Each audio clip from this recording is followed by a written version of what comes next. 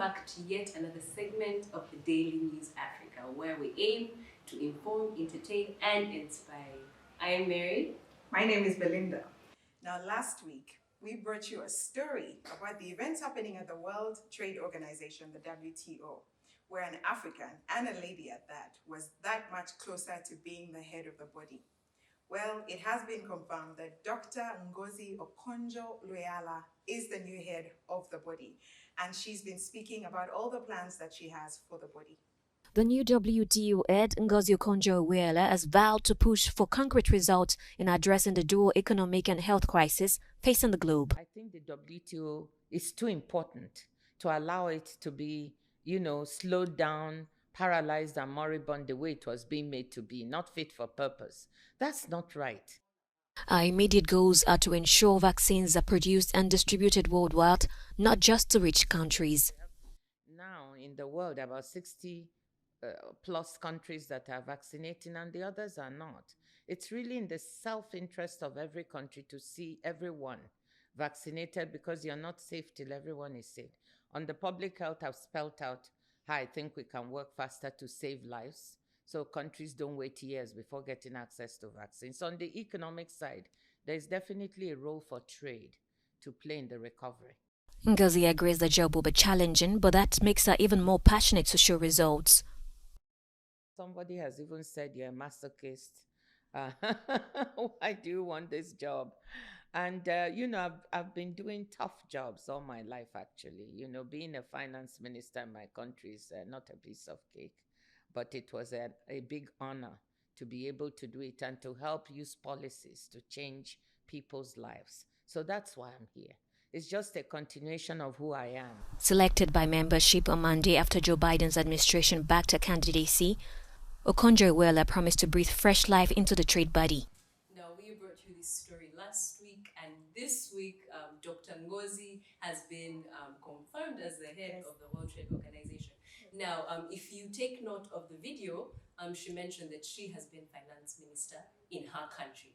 Yes. So the argument of dual citizenship, who does she identify with, has she put to bed? Her African heritage, no, it has been put to bed. She does identify as Nigerian, yes, mostly at least. So that's good to know, and that's exciting. And the fact that it has been confirmed is just big. It is absolutely great. Whether she did identify, I think at this point for me, the fact that she's, awake and aware with the, public health crisis that we're going through, yes, and she's thinking about vaccines and how do we bring them to poor countries. I thought that was, for me, if you think that like that, you've won me over already, because 60 countries out of how many countries in the world are vaccinated? Exactly, and so that's what we need right now. Just if one person's safe and the other is not, you're doing nothing for yourself. Yeah. So I'm glad she's thinking along those lines. But also, there's a question that journalist asked that just rubbed me a certain way. Mm-hmm. And I'm not any activist. I mean, I am, and I'm an activist for equality. Yes. I feel like men don't ask those questions about is this going to be a challenge? Yes. Are you prepared for the job? She swam through the sharks.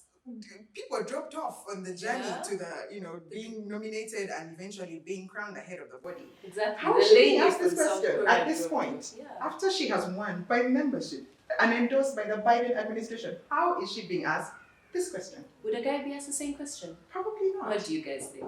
Let us know in the comments if you guys think that would actually be asked to a guy. Yeah.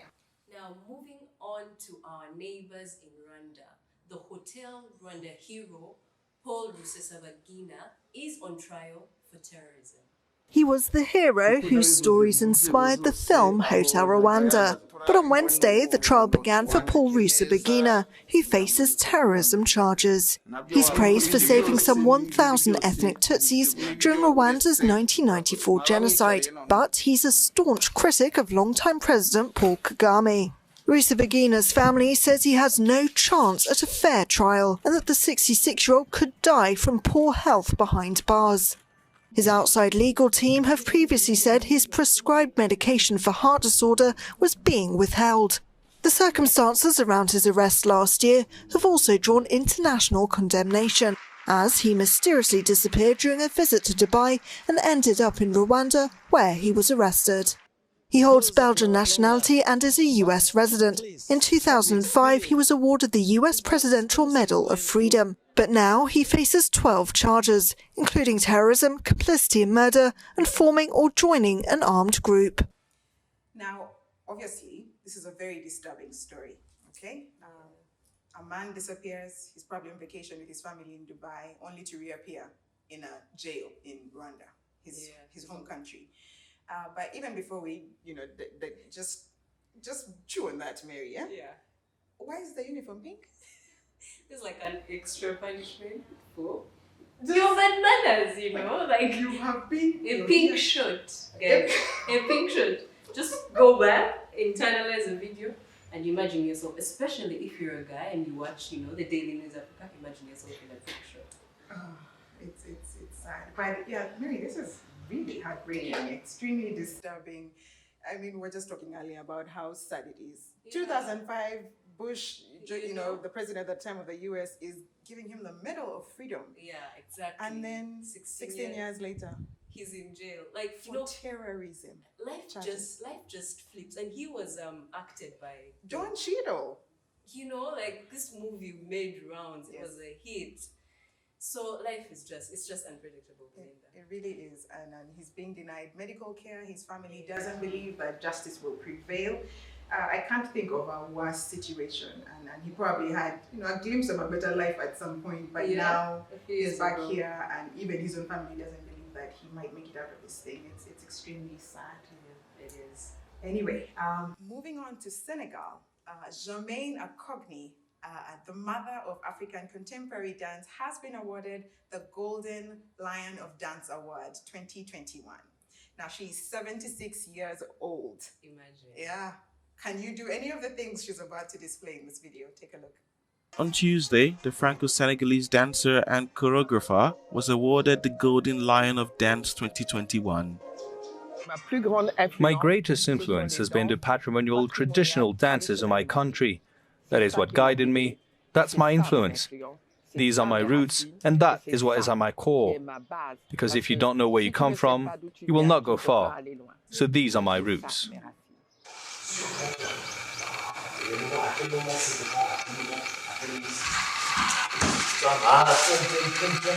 The 76-year-old dancer believes in the ability of dance to change people's lives and has always been committed to sharing her passion as an act of transformation and regeneration.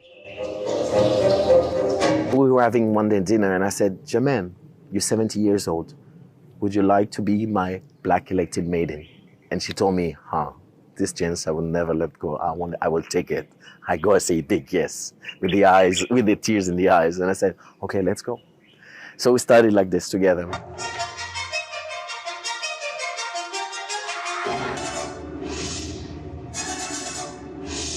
Germain, alongside her husband, created the École de Sable, an international center for traditional and contemporary African dance.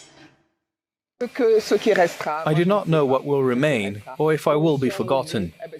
I will have passed like a flash of lightning.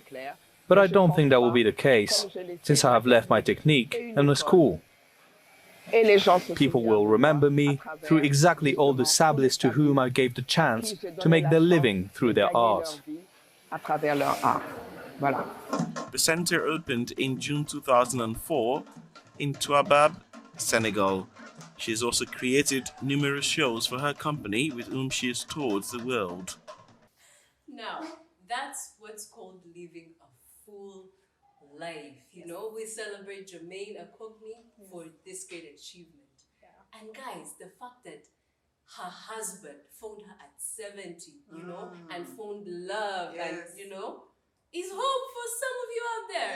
Yes. Last week might have been tough.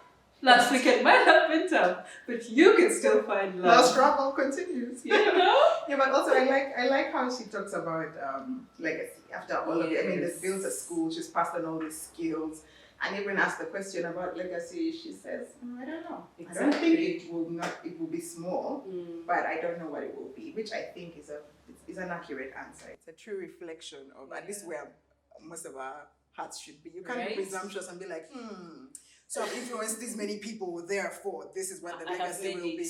No, you can't ever think that, ever. Yeah, so I think that's a great story. Yeah, exactly. And now for our new segment, Tell It with Hannington.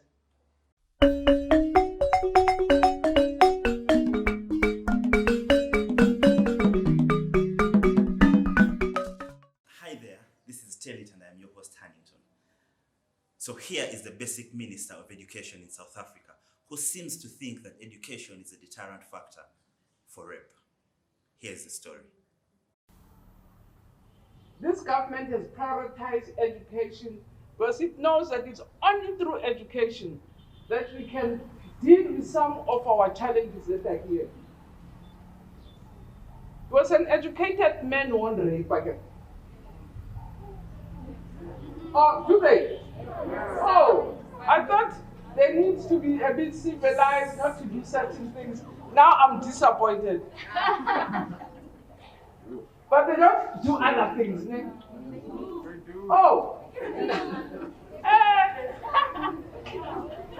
So my theory is that the more educated you are, the more sophisticated you are, the less you get involved in wrong things, because you can look after yourself, you can look after your family, you can look after your environment. Okay, ladies, you've heard the minister, and she seems to think, like I had earlier introduced, that education could be a deterrent factor. So if a man is educated or a boy is educated, they're less likely to rape.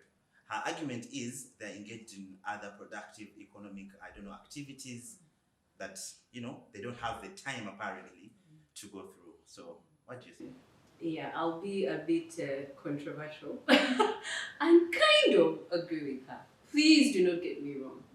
I think with education, you are grown better, you're brought up better, you know the physical changes that are going to happen to your body, as an adolescent girl or boy.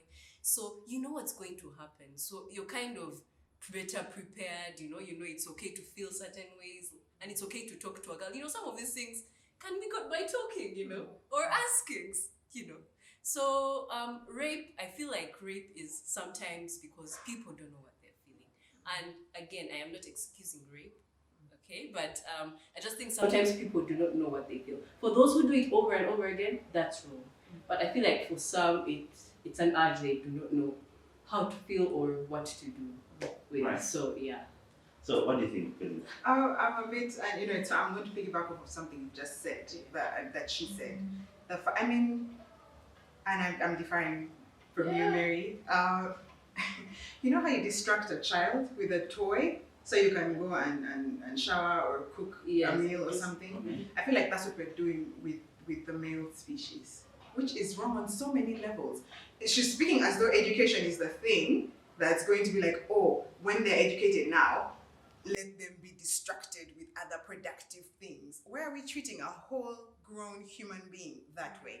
Granted, some people have there's something wrong here, which, I guess causes them to do it repeatedly, and that can be addressed differently. But also the fact that education cannot fix this. I think it's a character issue. What are you saying about our grandparents and our great-grandparents who never received any education? And then they didn't rap, they knew better. I think it's a character thing. We talked about this earlier. When you are there, and sorry to gross you out, by the time you get on top of a woman and she's kicking, screaming, and saying, don't do it, isn't that more than cue enough that you shouldn't be doing it? Yeah, if there's no consensus, it's not consensual, you shouldn't be doing it in the first place. Yeah, but I don't think education could be used as a mechanism to, stop the rape. Not what you mean, not what we were saying earlier, that education, then you're doing other things or something like that. But imagine where we have sex education and we're not shy about it. We are teaching guys, we are teaching ladies on how it is to carry themselves, on what it is to do, and respect. Like we teach the gentlemen, we teach the boys, we teach the guys that you should respect a woman. And consent is a very big thing. We should also instill in if we are to have that kind of sex education instilled into our curriculum. But then also slightly away from the rape issue, comes also to the idea that very many African leaders, they go out and say things and then they come back and they say, now I was misunderstood. So there was a whole different statement that was released by the minister saying that she was misunderstood and things like that. I think we should also take responsibility for certain issues. It's called damage control. It's okay. No, it is not okay. Yes. We need to move forward. There needs to be progress in certain issues. So you need to prepare so that a whole minister, someone can look at that as inflammatory. Yes. Can go out and then people can say, you see now the minister, you have not educated, now you see that's why you're raping. But that's not the issue. Absolutely. We had a discussion offset and someone was saying someone who is educated could basically use education as a loophole, to maneuver and things like that. So I really think, like I was saying earlier, we need to have a candid discussion or decision to include sex education into our system so that people are taught about consent, things about respect and stuff like that. So I think Huntington should be a minister. No, I agree completely. Also, my earlier statement, I guess, is presumptuous of the fact that everybody is growing up in a loving home where they're teaching morals and manners and things like that. So I guess from that angle, sex education caters for everybody. The one who has it at home, for them it's a double dose. The one who doesn't have, they're covered on that front. So I guess from that area, you can say. But I agree with the minister, with the politicians. I'm sick of these politicians just making random blanket statements and then they come and say, oh, no, you misunderstood me. No. I have a perfectly functional brain between my ears. I understood what you said and that is not what you said. Okay, so I think if we are to divert deep into this topic, they will cut us off our producers. So I think this is it for this week. Yes. Thank you guys and have a blessed week. Awesome. And that's been it for this segment of Daily News Africa. Catch us again, same time, same place next week as we bring you more stories to inspire, inform, and entertain you. My name is Belinda. Remember to wash your hands and follow all the other SOPs to keep from contracting COVID-19. It is real, so wear your masks, maintain a healthy social distance, and remember, look after yourselves. That's it.